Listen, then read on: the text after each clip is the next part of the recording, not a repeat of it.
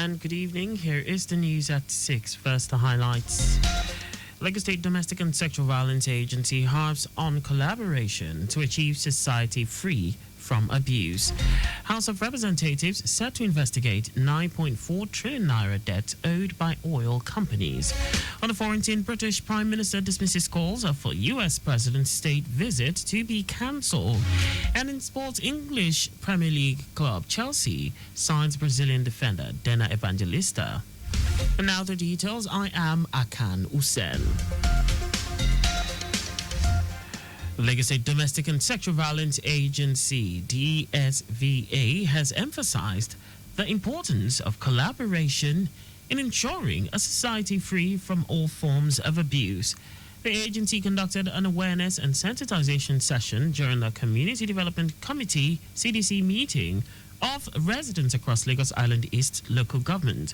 Its representative, Okwemikpo Ogunshe, educated the participants on various forms of abuse, available reporting mechanisms, and support services provided by the DSVA. Ogunshe highlighted the alarming reality of sexual and gender-based violence (SGBV) cases, noting that the youngest survivor recorded by the agency was a 3-month-old baby who was defiled, while the oldest was a 75-year-old grandmother who was raped. She urged all attendees to take collective action in addressing SGBV by promptly reporting incidents through the DSVA's toll-free line 08000 333 333. Over 30 CDC members were in attendance, including the CDC chairman, Abu Elemora Martins, who expressed his appreciation to the DSVA team for providing such critical information. Lagos State government has reaffirmed its commitment to providing quality education to its citizens locally and internationally. Commissioner for Tertiary Education Tolani Sule gave the assurance while delivering an address at the European Union Students' Fair. The event provided a platform for students of the Lagos State-owned institutions and others to explore educational prospects in Europe. Sule emphasized the importance of international collaboration and exchange programs in promoting quality education and informed the European Union members, students, and other participants that the state government has implemented various initiatives to enhance the quality of graduates from state-owned tertiary institutions. The various initiatives include the Core Digital Skills Program and Job Initiative Lagos, which provide training in digital skills, entrepreneurial skills, artificial intelligence, digital marketing, coding, and job readiness. The European Union Ambassador to Nigeria and ECOWAS, Gautier Mignot, encouraged students to take full advantage of studying in European Union universities to advance their knowledge, adding that many Nigerian students are already making the opportunity a reality. The Central Bank of Nigeria, CBN, has reaffirmed its commitment to maintaining a transparent and resilient financial system by reinforcing regulatory compliance and risk management across Nigerian financial institutions. Speaking at a high-level mandatory compliance and anti-money laundering AML training workshop held in collaboration with Citi in Lagos, Special Advisor to the CBN Governor on Compliance, Shola Phillips, emphasized the need for strict adherence to global banking standards to sustain confidence in Nigeria's financial sector.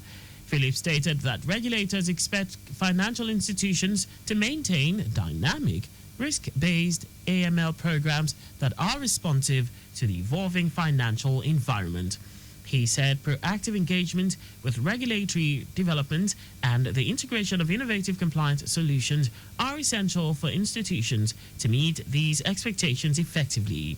Managing Director of Citi's Correspondent Banking Group, Sioban Ni Laite, highlighted the critical role of robust governance frameworks in mitigating risks, underscoring the necessity of know your customer, know your business, and know your transaction protocols in preventing illicit financial activities.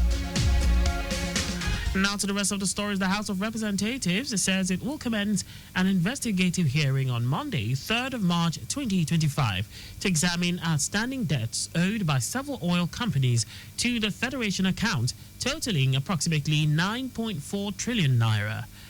The House, in a statement signed by its spokesman, Akan Usen, said the probe aligns with the committee's constitutional mandate under Sections 85, 88, and 89 of the 1999 Constitution as amended and Order XX, Rule 6 of the House Standing Orders. According to the statement, a review of the annual report on the consolidated financial statement for the year ending, alongside further investigations, revealed that as of last quarter of 2024, several oil companies had yet to remit 9.4 trillion naira, including unpaid royalties, concession rentals, gas flare penalties, and obligations from production sharing contracts, repayment agreements, and modified carry arrangements.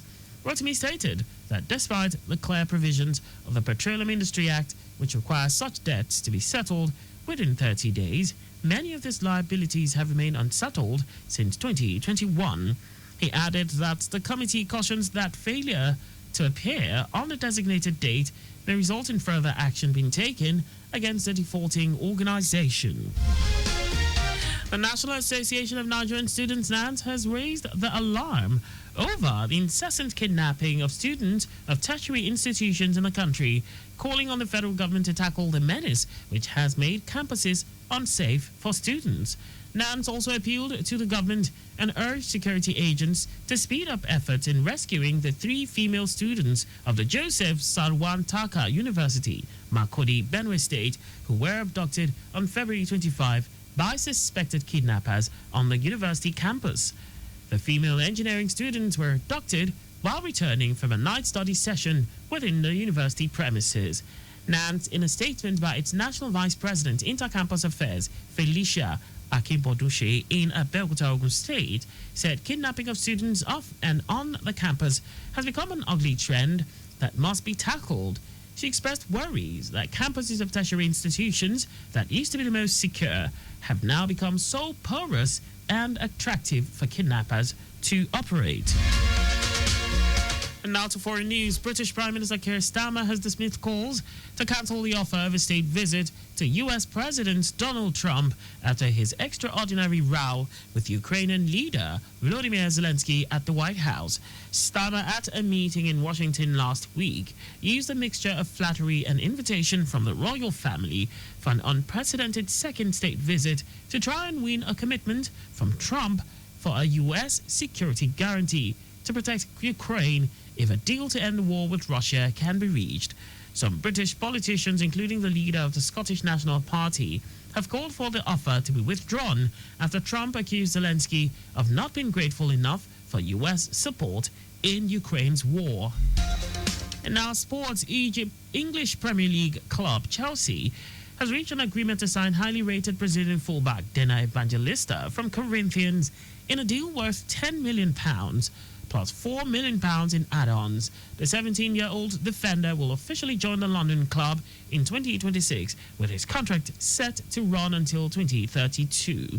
The teenager's move aligns with Chelsea's recent strategy of investing in young talents from South America, following similar acquisitions in recent transfer windows. His arrival in 2026 is expected to provide Chelsea with another defensive option as the club continues building for the future. Speed thrills but kills. Please do not drive beyond specified speed limit.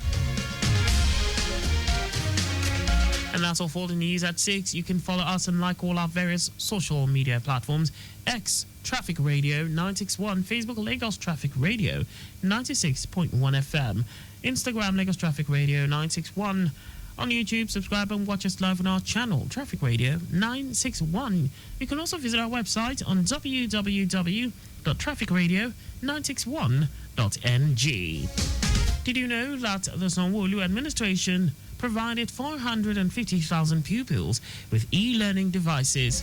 You can get more details on the Lagos State Government's website. To end the news, here are the highlights of the major stories. The Lagos State Domestic and Sexual Violence Agency, DSVA, has emphasized the importance of collaboration in ensuring a society free from all forms of abuse.